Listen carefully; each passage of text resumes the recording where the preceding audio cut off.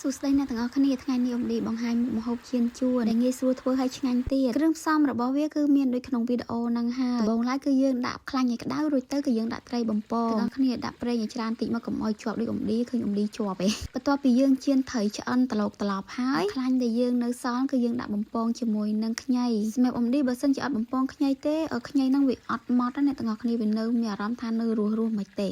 មុខម្ហូបនេះសម្រាប់អ្នកណាដែលគាត់ខ្ជិលដូចអំឌីអីអាចហ៊ានធ្វើបានដោយសារតែអំឌីខ្ជិលដែរអ្នកទាំងអស់គ្នាមិនដែលស្នាដៃចិត្តខ្ញីរបស់អំឌីកាលនៅខ្មែរនិយាយថាខ្ជិលហើយខ្ជិលឲ្យរឿងចិត្តខ្ញីហ្នឹងខ្ញីគេស្រាប់ហ្នឹងឯងតោះឥឡូវខ្ញីយើងសពប់ហើយដួសដាក់ចានមកហើយយើងនឹងរៀបចំដាក់ខ្ទះម្សៅទៀតដើម្បី